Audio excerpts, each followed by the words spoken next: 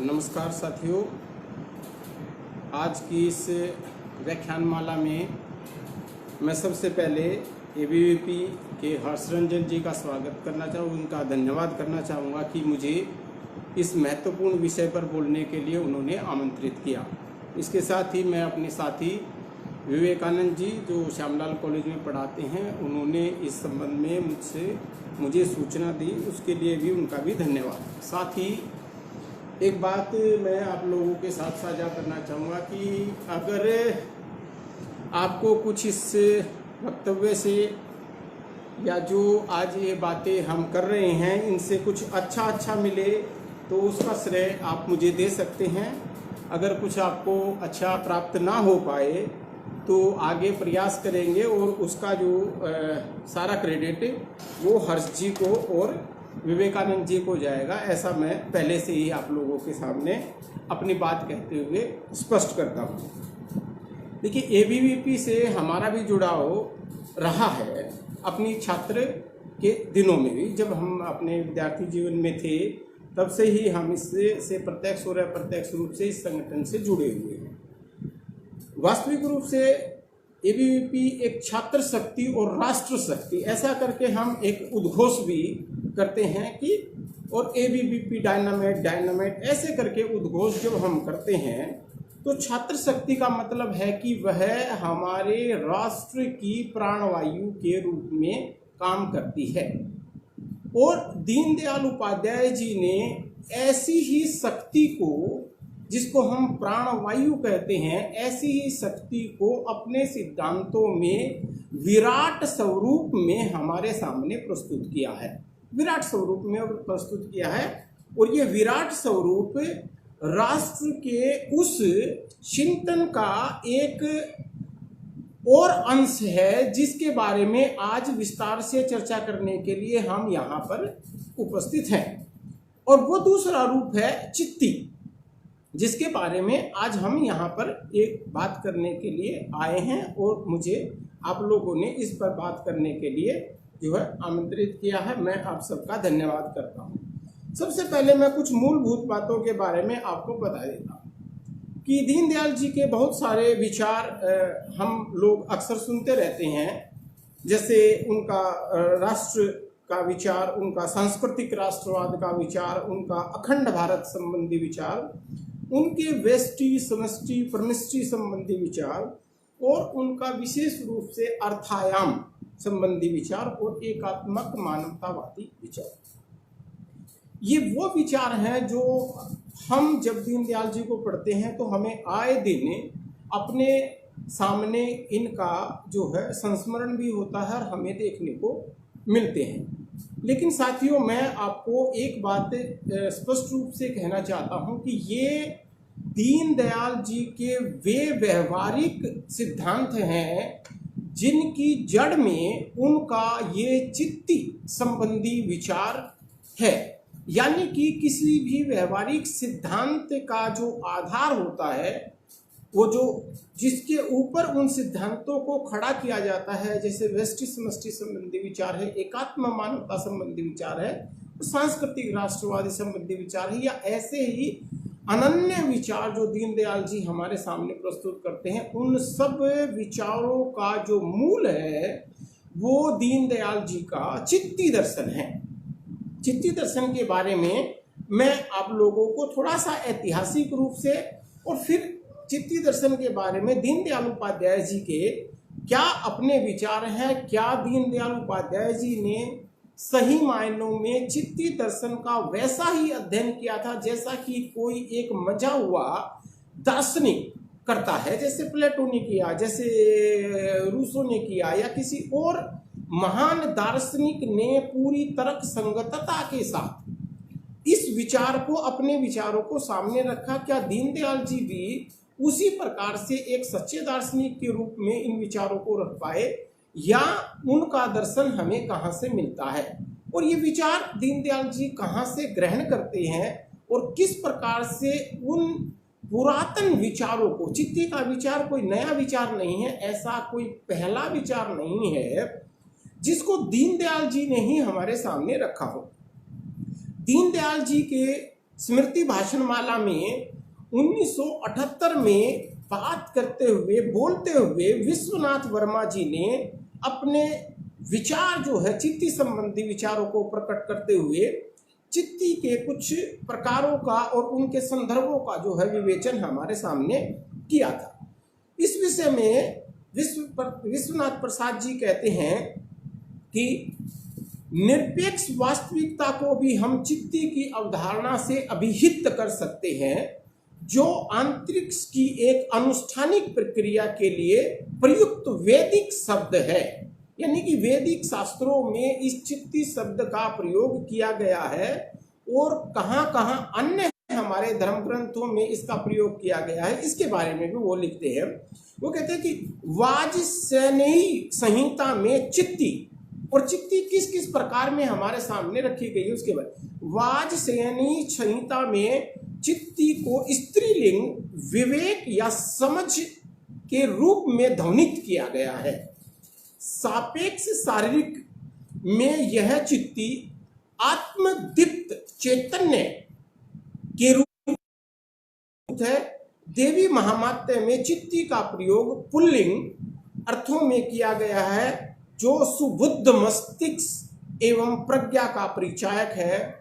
देवी भागवत पुराण में इसका प्रयोग स्त्री लिंग देवी के रूप में किया गया है। अर्थात इसका यहाँ पर 6 प्रकार यहाँ पर जो है विश्वनाथ प्रसाद जी हमारे सामने बताते हैं कि चित्ती एक निरपेक्ष वास्तविकता है, चित्ती एक अंतरिक्ष की अनुष्ठानिक प्रक्रिया है, यह समझ और विवेक का प्रतीक है, आत्मदीप्त चैतन्य का रूप चित्ती है, सबुद्ध मस्तिष्क और प्रतिभा चित्ती है, और देवी शक्ति के अर्थ में चित्ती का प्रयोग किया गया है। यानी कि जो हमारे सामने पहले से ही है,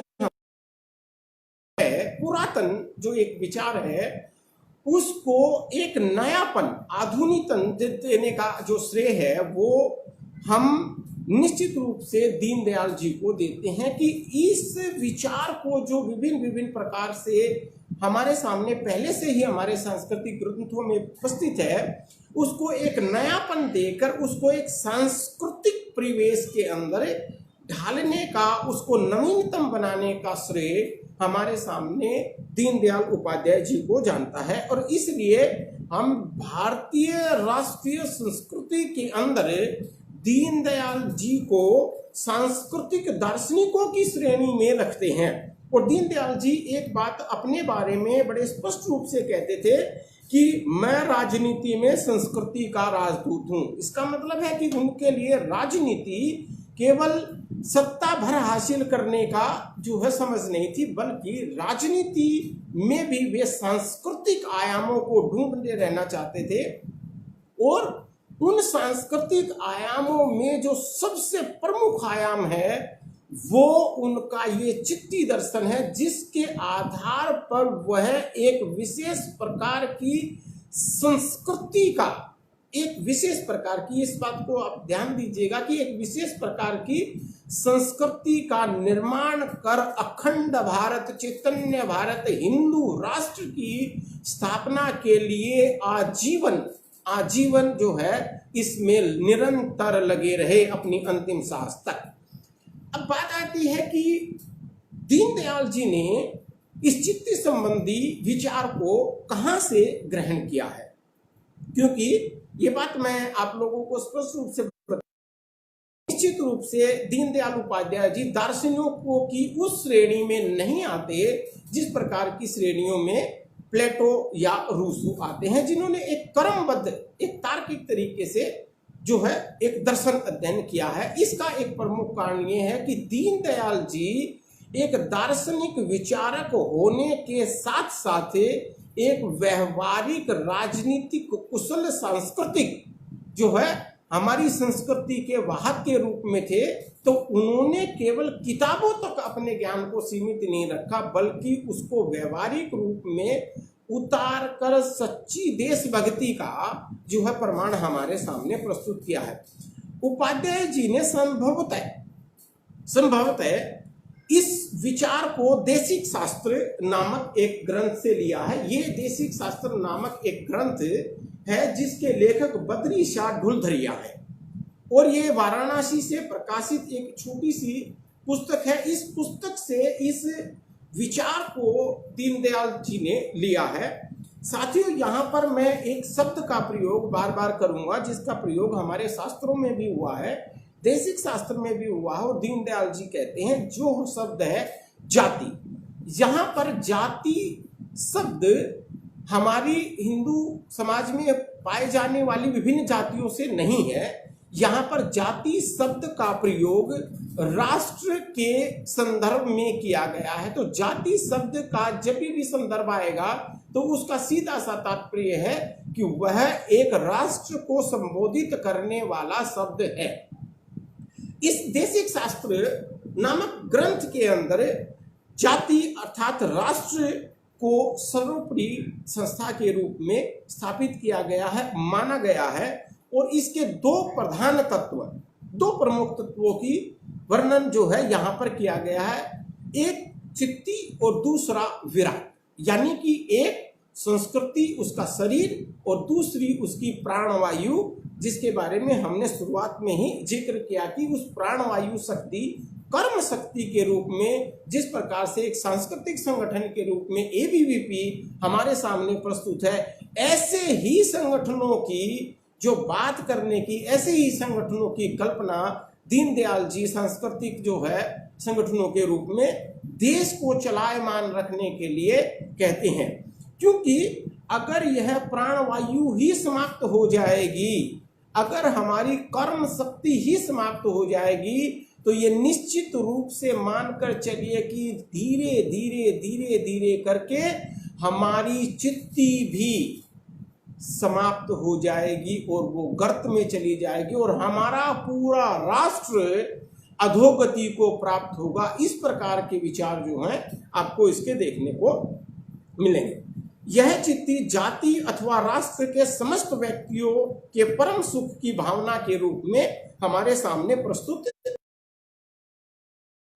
एक बात यहाँ पर और मैं स्पष्ट करना चाहता हूं, किंतु एक ही प्रकार से व्याप्त नहीं रहती है। ध्यान दीजिएगा, चित्ती का केवल एक प्रकार नहीं है। अगर एक प्रकार होता तो दीनदयाल जी भी अखंड भारत के अंदर हिंदू सांस्कृतिक राष्ट्रवाद की स्थापना और जिस विचार को लेकर हमारा सारा विचार परिवार चलता है, उस विचार परिवार के साथ हम आगे नहीं चल पाएंगे अगर ये मान लेंगे कि चित्ती का केवल एक ही प्रकार होता है। यानी कि चित्ती के विभिन्न प्रकार होते हैं जिसके बारे में आगे हम बात करते रहेंगे। लेकिन चित्ती के बारे में दो बातें कि चित्ती कब अपनी सर्वोच्च अवस्था के अंदर होती है और कब चित्ती अधोगति को प्राप्त होती है। अपने अभ्युदय काल के अंदर, यानी कि अपने उदय काल के अंदर चित्ती जाति अथवा राष्ट्र के प्रत्येक व्यक्ति में, समाज के प्रत्येक संस्था के अंदर पाई जाती है और अपने अधोगति काल में यानी कि अवनति के काल में चित्ती केवल शुद्ध कुलीन वंश के हृदय रूप में उनकी गुफा के अंदर निवास करती है। केवल शुद्ध व्यक्ति जो उसको सही मायने में समझ पाए। तो इसी से पता चलता है विकास और चित्ती का पतन भी धीरे धीरे समाजों में होता रहता है और इसीलिए समाजों और राष्ट्रों की अधोगति और उदय बारंबार चलता रहता है, ऐसा दीनदयाल जी भी कहते हैं। और दीनदयाल जी इस बात को कहकर चलते हैं कि जिस व्यक्ति का जितना रक्त शुद्ध होगा, जिसके संस्कार जितने अधिक सफल होंगे, सही होंगे, उसमें चित्ती की विद्यमानता उतनी ही अधिक होगी। एक चित्ती और एक प्रकार के प्राकृतिक निमित्त वाला जाति जनसमूह राष्ट्र कहलाता है। यानी कि एक प्रकार की संस्कृति, एक प्रकार की प्रकृति निमित्त वाला ही जो है वो एक जनसमूह राष्ट्र कहलाता है। अगर उसका प्रकार बदल जाएगा होकर एक नए राष्ट्र, एक नई चित्ती, एक नए समाज, नए देश, एक नए राज्य की स्थापना करेगा, लेकिन वह अपने पहले स्थान पर नहीं रहेगा। चित्ती दर्शन को ग्रहण करते हुए, हमें बताते हुए दीनदयाल उपाध्याय जी, जैसा कि मैंने कहा कि एक व्यवहारिक कुशल संगठक, दार्शनिक, राजनेता के रूप में हमारे सामने आते हैं। इसलिए विधिवत ना करते हुए उन्होंने अलग अलग अंशों में इसके बारे में लिखा है। 1948 के राष्ट्र धर्म के अंक 3 तो बहुत सुंदर और विस्तार से लेख जो है चित्ती के विषय में दीनदयाल उपाध्याय जी ने लिखे हैं। अपने सिद्धांत तथा नीति प्रलेख संबंध में उन्होंने एक लेख चित्ती के संबंध में वहां भी लिखा है, और एकात्म मानवतावाद पर 22 अप्रैल से में दिए गए अपने उद्बोधनों में, अपने व्याख्यानमालाओं में भी इस विषय पर चर्चा की है, और अन्य चीजों में, अन्य जगह भी वो बार बार चित्ती के विषय में लिखते रहे हैं। जिस चित्ती के बारे में हम इतना विचार कर रहे हैं, जिस चित्ती के बारे में दीनदयाल जी की बात कर रहे हैं, उस चित्ती के बारे में दीनदयाल जी क्या कहते हैं? क्या यह चित्ती कोई कृत्रिम चीज है? क्या मनुष्य द्वारा बनाई गई चीज है? या इस चित्ती का निर्माता कोई है? क्या समाज चित्ती को बनाता है या चित्ती समाज को बनाती है? राष्ट्र चित्ती को पैदा करता है या चित्ती से राष्ट्र पैदा होते हैं? इस संबंध में जो सबसे पहला जो सवाल हमारे सामने आता है कि सही मायने में चित्ती का निर्माता कौन है? के अंदर भी और दीनदयाल जी के विचारों के अंदर भी यह बात बिल्कुल स्पष्ट रूप से लिखी गई है कि चित्ती का नियामक, निर्माता, यानी कि चित्ती एक ईश्वर प्रदत्त जो है चीज है। यानी कि एक राष्ट्र की, एक जाति की चित्ती एक ही होती है। यह ईश्वर की सृष्टि है। मनुष्यों के कृत्रिम उपायों से ना तो इसे बनाया जा सकता है और ना ही इसे नष्ट किया जा सकता है। उसकी उत्पत्ति और विनाश भगवती प्रकृति की इच्छा अनुसार हुआ करती है। अब हम यह कह रहे हैं कि यह ईश्वर प्रदत्त एक ऐसी चीज है जो अविनाशी है, जिसको मिटाया नहीं जा सकता है। इसी के साथ यह एक अटल, अजर, अमर, अपरिवर्तनीय चीज हमारे सामने है, जो चित्ती के रूप में है।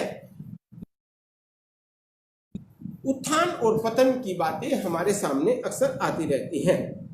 इसी आधार पर दीनदयाल जी कहते हैं कि यह अटल है, अपरिवर्तनीय होती है। इसलिए कोई भी समाज शास्त्र, कोई भी मनोविज्ञान शास्त्र, कोई भी जीव शास्त्र, इतिहास व भूगोल से निरपेक्ष चित्ती को समझ पाना सही मायने में कठिन कार्य है। कठिन कार्य है।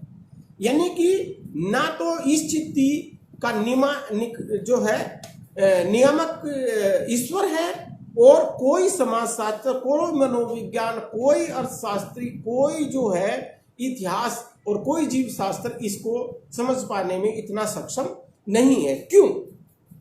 क्योंकि चित्ती ऐतिहासिक एवं भौगोलिक कारणों का परिणाम न होकर उनकी जन्मदाता होती है। यानी कि ये जितने भी शास्त्रों का नाम मैंने यहां पर आपके सामने लिया है, चित्ती से ये पैदा होते हैं, ना कि चित्ती इन्हें पैदा करती है। इसलिए मात्र भाषा शास्त्र, भूगोल शास्त्र, ऐतिहासिक अध्ययन कर लेने से, जीव शास्त्र का अध्ययन कर लेने मात्र से आपको चित्ती समझ में आ जाएगी, ये कोई आसान काम नहीं है। एक राष्ट्र का उत्थान व पतन चित्ती के अनुकूल और प्रतिकूल प्रभाव से होता है। किसी प्रकार की एकता चित्ती की एकता का आधार नहीं कही जा सकती, मानी जा सकती। अतः मत संबंधी, रीति रिवाज संबंधी, भाषा संबंधी, यहाँ तक कि रक्त संबंधी एकता भी चित्ती की निर्धारक नहीं होती, बल्कि चित्ती स्वयं इनका निर्धारण करती है, यानी कि चित्ती स्वयं इनका निर्धारक तत्व है, यानी कि यह ईश्वर प्रदत्त है।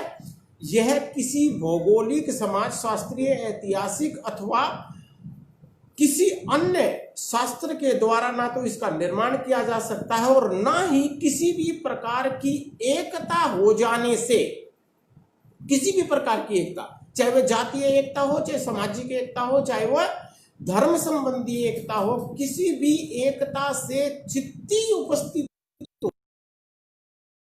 नहीं हो सकता। इसके आगे मैं उदाहरण विस्तार से आप लोगों को दूंगा। लेकिन एक बात दीनदयाल जी हमारे सामने बड़े स्पष्ट रूप से कहते हैं कि प्रत्येक समाज चित्ती को लेकर पैदा होता है, प्रत्येक समाज चित्ती को लेकर पैदा होता है, अर्थात हर समाज की अपनी अलग चित्ती होती है और इसी आधार पर समाज तथा राष्ट्रों में भेद किया जाता है। प्रत्येक अगर समाज और राष्ट्रों की चित्ती अलग अलग नहीं होगी तो एक राष्ट्र दूसरे राष्ट्र से अलग नहीं हो सकता, एक समाज दूसरे समाज से अलग नहीं हो सकता, एक धर्म दूसरे धर्म से अलग नहीं हो सकता।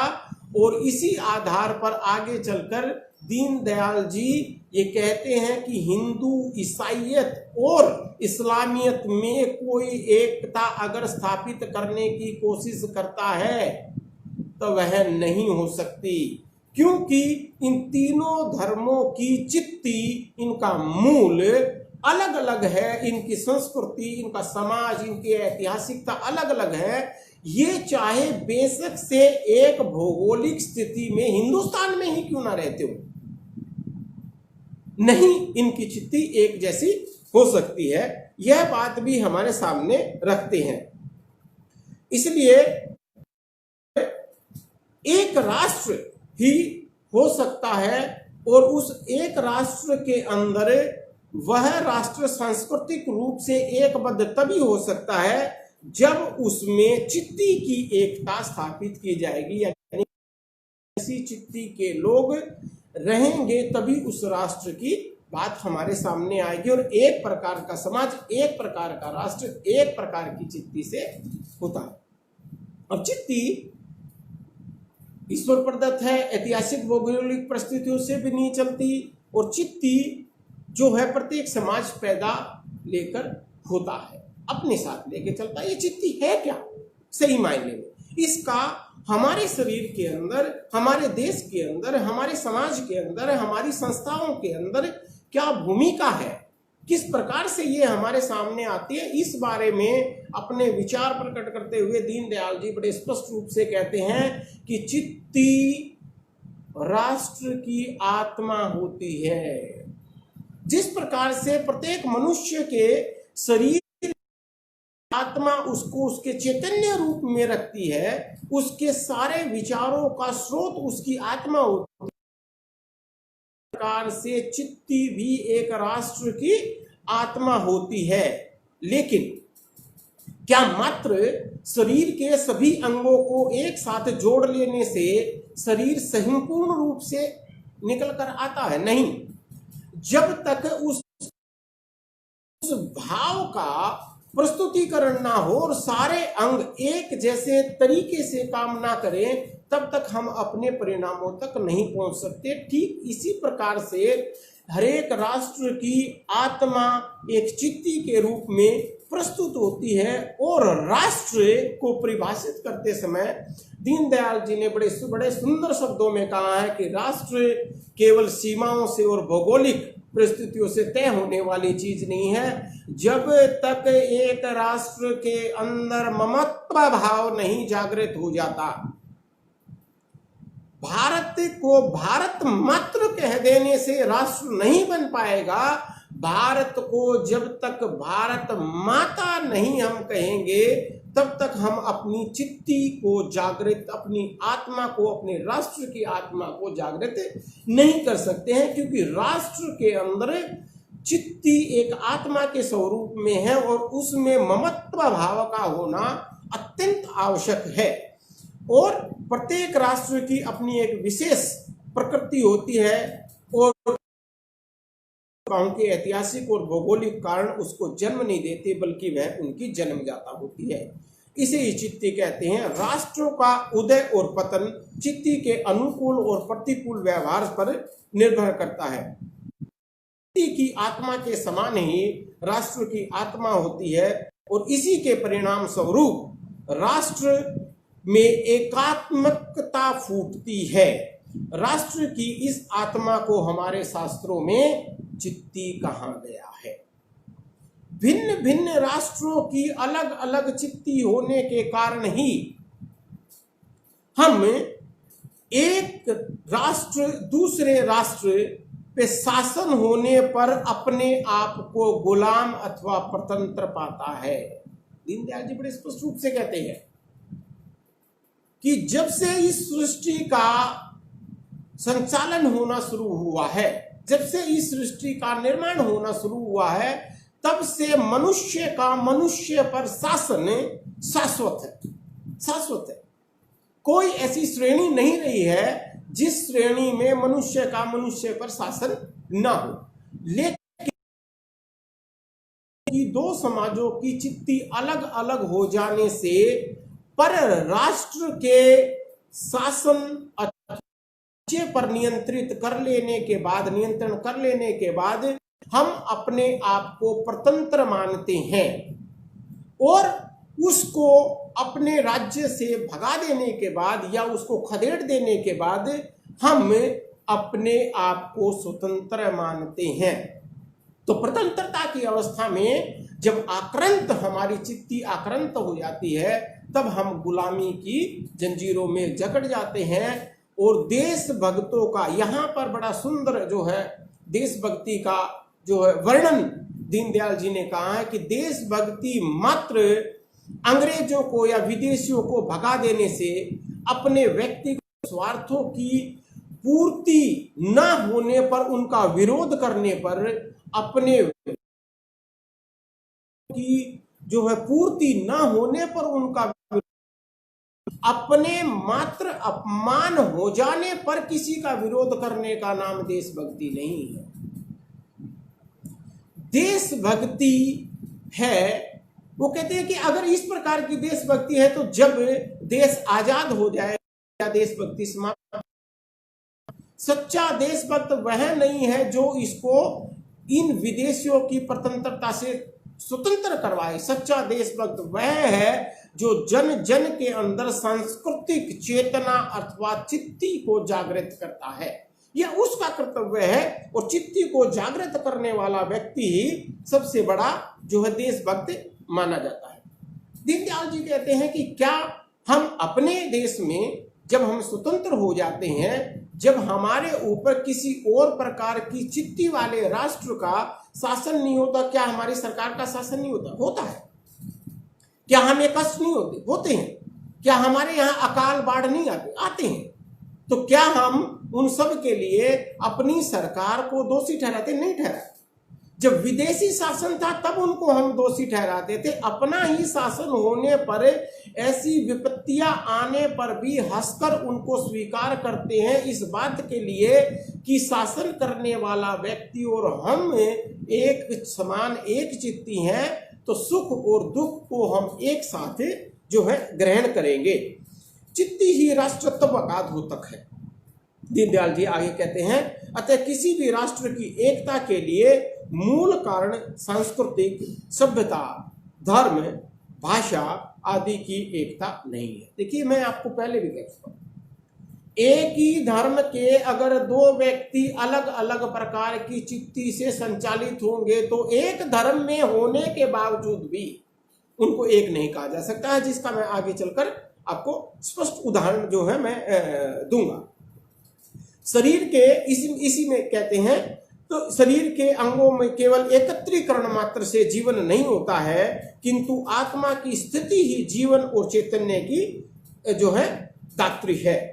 जब तक चित्ती जागृत रहती है तब तक राष्ट्र का उदय रहता है। यानी कि किसी राष्ट्र की आत्मा को सजीव रूप में रखने के लिए उन देशभक्तों को लगातार लोगों को सांस्कृतिक रूप से जागृत करते रहना पड़ता है।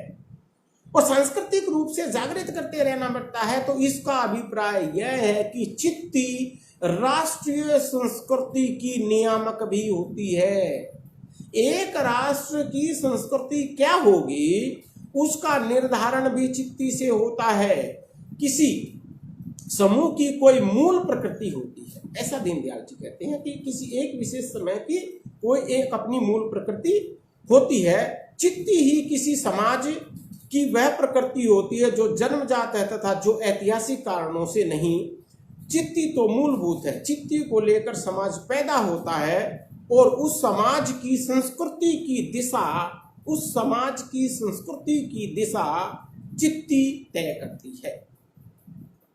अब यहां पर जो मैं पहले कह रहा था कि आपको उदाहरणों सहित बताऊंगा कि एक धर्म में ही नहीं, एक परिवार में ही हो जाने के बाद, सहोदर होने के बावजूद भी व्यक्तियों की चित्ती के प्रकार में अंतर होने से ही चित्ती के देवीय स्वरूप और असुरी स्वरूप को प्राप्त होते हैं। जहां बड़े सुंदर उद्धरण जो है दीनदयाल जी बड़े अपने ऐतिहासिक सांस्कृतिक जो है ग्रंथों से, धार्मिक ग्रंथों से लेकर आते हैं और कहते हैं कि युधिष्ठिर जिसने अपने भाई, अपने राज्य, अपनी पत्नी तक को दांव पर लगा दिया, और दूसरी तरफ दुर्योधन जिसने सुई का एक कण के बराबर भी भूमि देने से पांडवों को मना कर दिया, किंतु अपने मित्र और भाइयों से बहुत प्रेम करता था। एक ही परिवार के दो व्यक्ति हैं, एक ही धर्म के दो व्यक्ति हैं, एक ही राजवंश के दो व्यक्ति हैं, लेकिन युधिष्ठिर आज भी ये सारे कार्य कर लेने के बाद सम्मान का हकदार बनता है हमारे समाज में, और दुर्योधन अनादर का कारण बनता है। बड़े स्पष्ट रूप से कहते हैं। और इसका कारण यह नहीं है कि हम उनको भूगोल कि उनके राज्य अलग अलग हो गए थे और राज्य की मांग कर रहे थे, या किसी राजनीतिक द्वेष के कारण या राजनीतिक दृष्टिकोण से उनमें ये विभाजन नहीं करते हैं।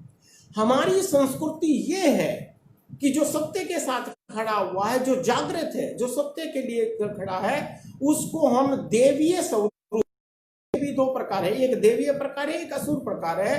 चित्ती के देवीय स्वरूप के तरफ हम युधिष्ठिर को खड़ा करते हैं और चित्ती के असुर स्वरूप की तरफ हम दुर्योधन को पाते हैं। भगवान श्री कृष्ण का उदाहरण देते समय भी जो है दीनदयाल जी इसी प्रकार से कहते हैं कि उसने अपने मामा को पछाड़ा द्वंद्व युद्ध के अंदर, उसने एक राजा को पदच्युत किया और फिर उसको मारा युद्ध के अंदर। अगर सही मायने में देखें तो किसी राजा को पदच्युत करना अपने ही से कहीं पर ठहराया ठीक नहीं ठहराया जा सकता है, लेकिन दोनों की चित्ती अलग अलग होने से, एक की देवीय चित्ती और एक की असुर चित्ती होने से हम कृष्ण को आज भगवान की श्रेणी में मानते हैं और कंस को असुर की श्रेणी में मानते हैं।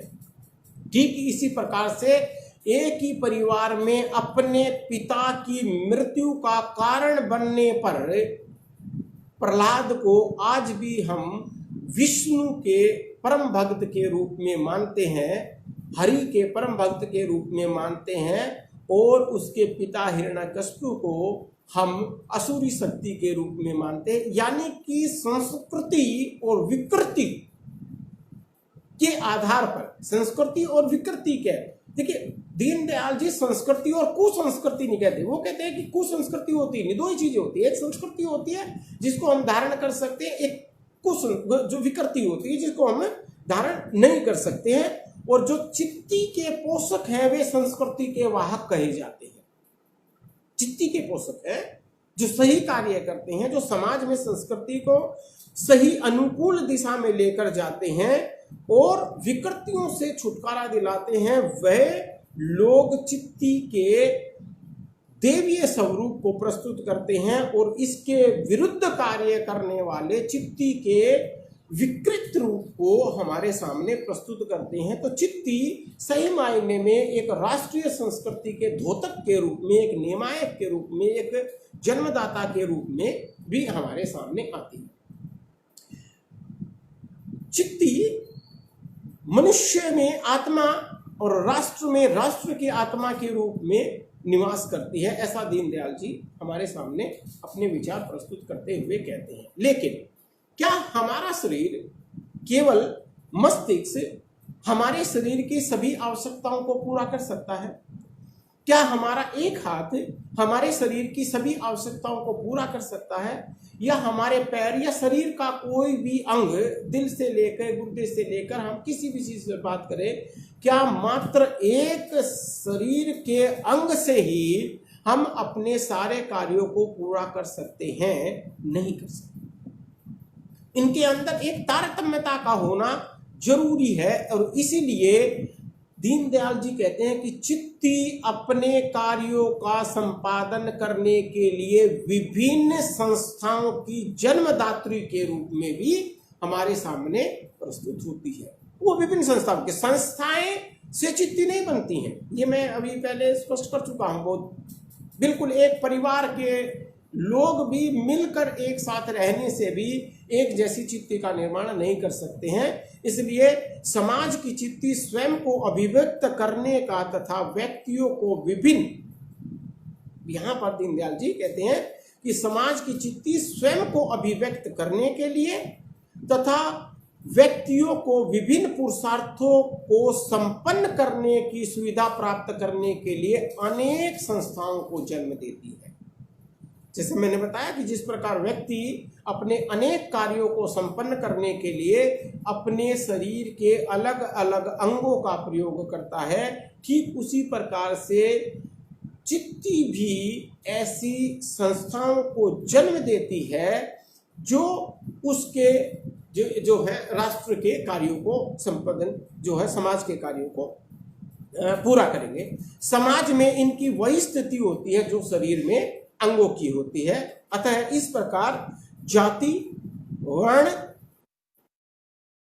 संघ, विवाह, संपत्ति तथा राज्य आदि सभी प्रकार की संस्थाएं हैं।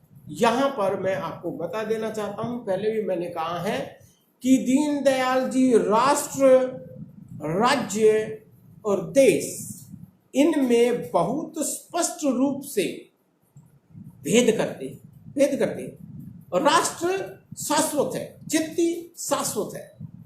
जब गुलाम होता है तो राज्य गुलाम होता है, राष्ट्र कभी गुलाम नहीं होता। जब गुलाम होता है, परतंत्र होता है, तो देश परतंत्र होता है, राष्ट्र कभी परतंत्र नहीं होता। अगर राष्ट्र परतंत्र हो जाएगा, वो अपनी अधोगति को प्राप्त होगा, तो वह दोबारा से उठ पाना उसका संभव नहीं है, क्योंकि उसके ऊपर किसी अन्य राष्ट्र की सर्वोच्च चित्ती ने अपना अधिकार स्थापित कर लिया है।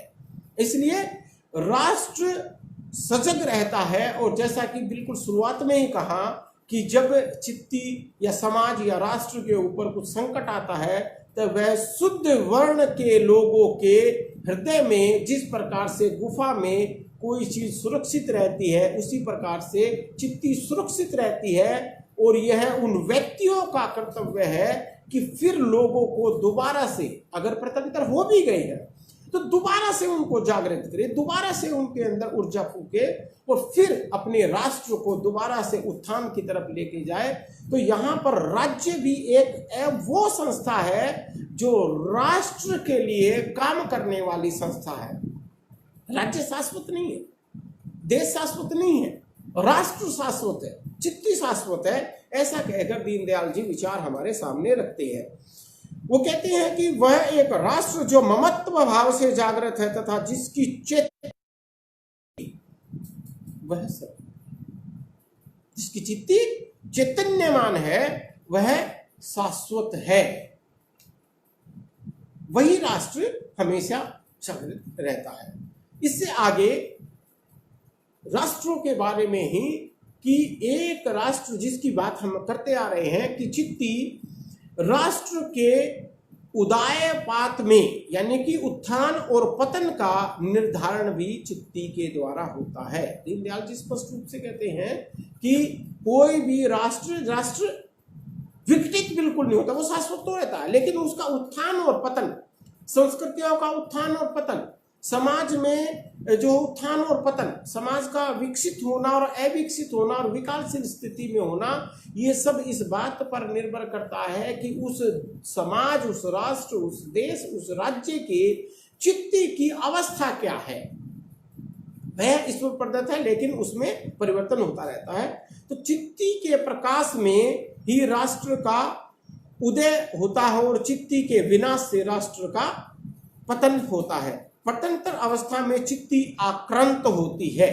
पतंतर अवस्था में चित्ती आक्रांत होती है। जनमानस में उसका प्रकाश अत्यंत क्षीण हो जाता है। केवल शुद्ध और सात्विक वृत्ति के लोगों में उसका आविर्भाव रहता है। चित्ती के प्रकाश से ज्वलंतर होकर बनने वाले, कार्य करने वाले कार्य ही देशभक्ति के कार्य कहे जाएंगे। यानी कि परतंत्र अवस्था में भी जो कार्य चित्ती से संचालित होते हैं, उन शुद्ध रक्त और मनस्थिति वाले लोगों के द्वारा वही कार्य देशभक्ति के कार्य कहे जाएंगे। यह प्रकाश पुनः, और जैसे जैसे वे अपने प्रयासों से अपनी चित्ती के विकास के लिए काम करते रहेंगे, वैसे वैसे ही देश के बंधन धीरे धीरे टूटने लगेंगे और राष्ट्र पुनः जागृत हो उठेगा। राष्ट्र पुनः जागृत हो उठेगा और उसकी निरंतरता बनी रहेगी। उसकी निरंतरता बनी रहेगी जो मानव कल्याण का रास्ता प्रशस्त करेगी। अतः राष्ट्र का आत्म साक्षात्कार करवाने वाला सच्चा देशभक्त है, ना कि केवल विदेशियों का विरोध करने वाला व्यक्ति। यहां पर वो बात जो मैंने थोड़ी देर पहले कही थी कि सच्चा देशभक्त वह है जो राष्ट्र का, राज्य का नहीं, राष्ट्र का आत्म साक्षात्कार करवाता है। केवल विदेशियों का विरोध मात्र कर देने से कोई व्यक्ति देशभक्तों की श्रेणी में नहीं आ जाता है। यदि राष्ट्र की आत्मा का साक्षात्कार न हुआ तो आत्मा उसी प्रकार आक्रांत और निम्न स्तर पर बनी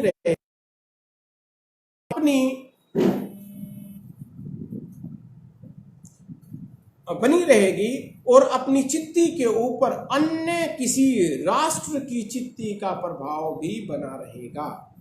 जीवन के उत्कर्ष के स्थान पर अपयश और अपकृश ही हाथ आएगा। इस प्रकार चित्तियों के संघर्ष में, यदि ये बात ध्यान देने योग्य है हम सबको, क्योंकि हम भी रहे हैं अभी भी, चाहे जेएनयू के नारे हों, चाहे हमारी दिल्ली रोड पर पब्लिश ना होने वाली वो हमारी सांस्कृतिक किताब हो जिसमें सत्यता स्पष्ट हुई है, अभी भी हम अपने ही लोगों से चित्तियों की लड़ाई लड़ रहे हैं। इसलिए ये लाइन जो दीनदयाल जी ने कही है वो आज भी बहुत सारगर्भित है।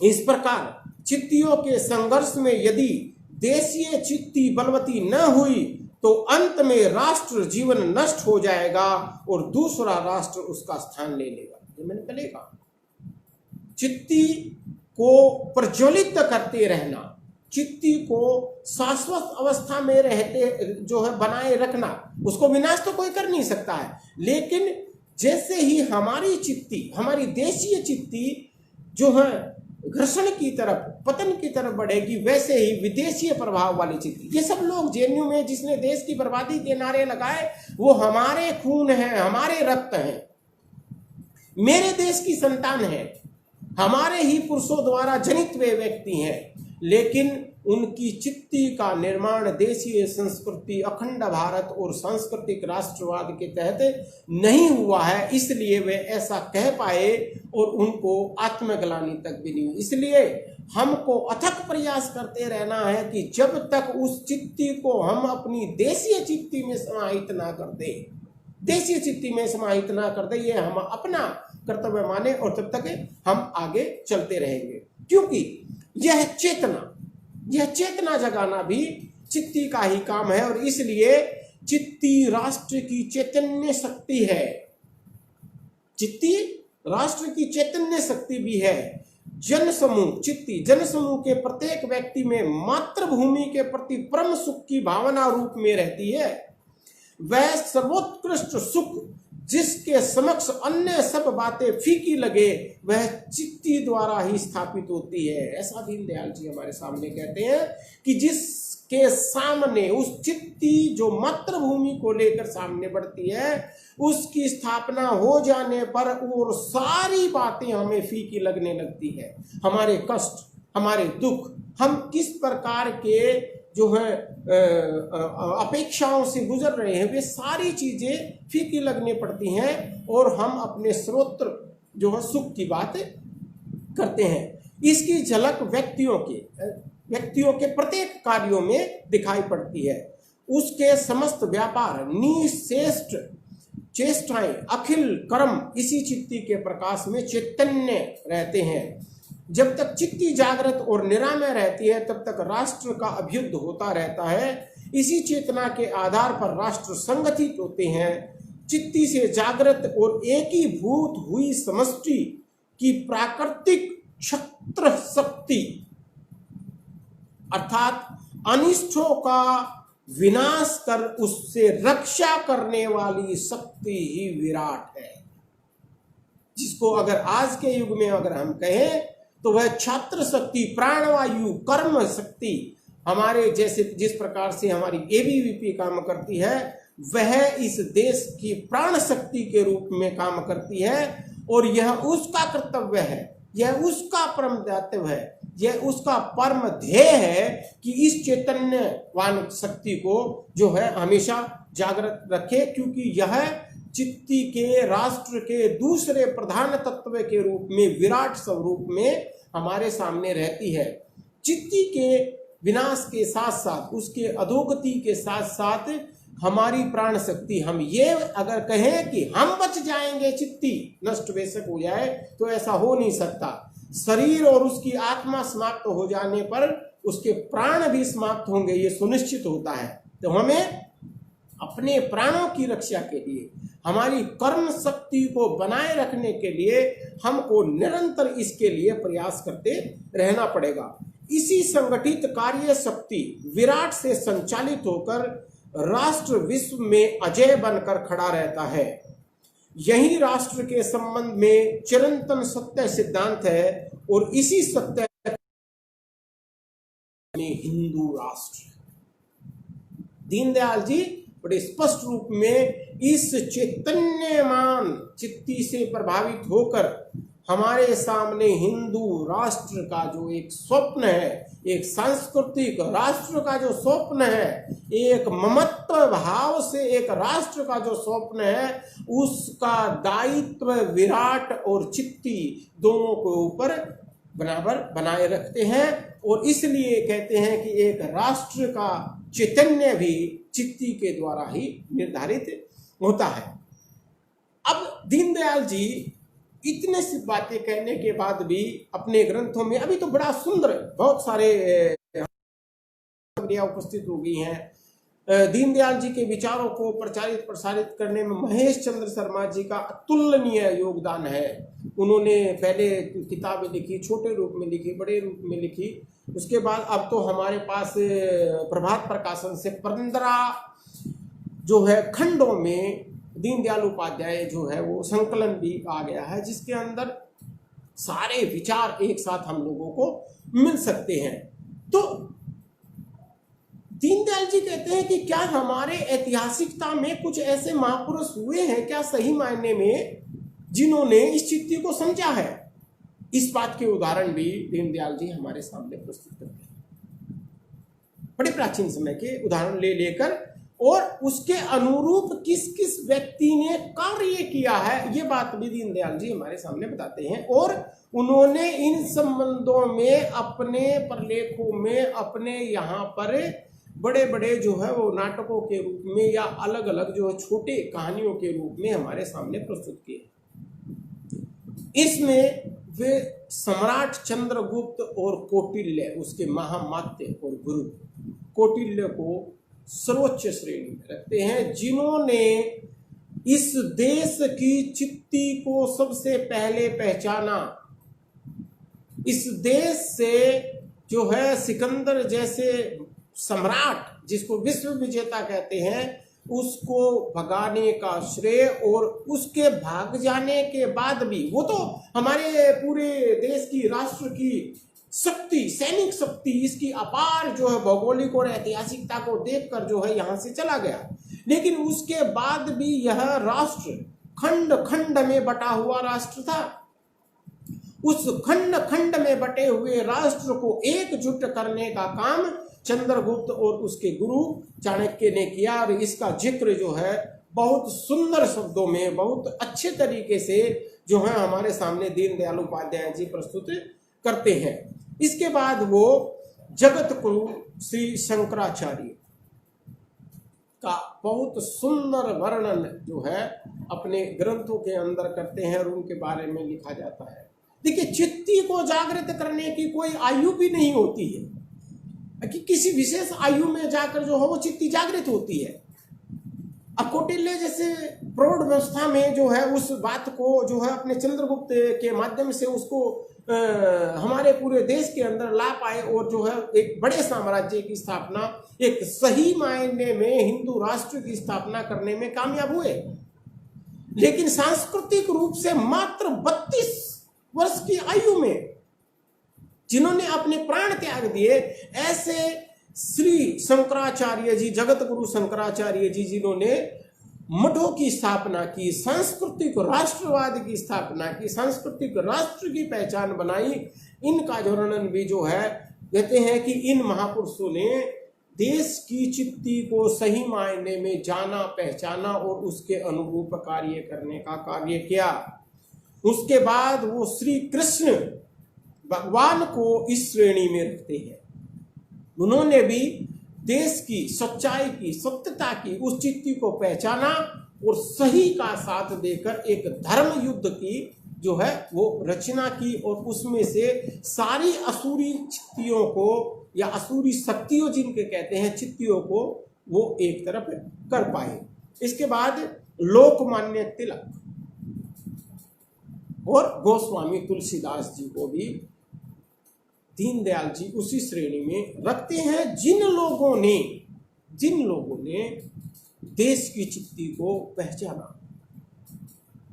दीनदयाल जी कहते हैं कि ये वह भारतीय जनमानस है जिन्होंने भारतीय चित्ती को जागृत, वे शुद्ध मन है, वे शुद्ध रक्त हैं, वे कुलीन वंश के लोग हैं, जिन्होंने भारतीय चित्ती को अपने दिल की, हृदय की गहराइयों में उस विकट परिस्थिति में बसा कर रखा और फिर लोगों को जागृत करने का कार्य किया, और उन तक उनको पहुंचाया। और यही सही शुद्ध कार्य माना जाता है। दीनदयाल जी चर्चा करते हुए कहते हैं कि वे कौन से लक्ष्य होते हैं जिसमें चारों ओर हमारा राष्ट्र जीवन घूमता आया है, किस राष्ट्र के किस तत्व को बचाने के लिए हमने बड़े बड़े युद्ध किए हैं, किसके लिए लाखों लोगों ने बलिदान दिया है। उत्तर हो सकता है भारत, जैसा हमने पहले कहा, उत्तर हो सकता है भारत भूमि के लिए, किंतु भारत से तात्पर्य क्या जड़ भूमि है? क्या हमने हिमालय के पत्थर और गंगा के जल की रक्षा की है? हमारे अवतारों ने किस हेतु जन्म लिया है? उनको हम भगवान का अवतार क्यों कहते हैं?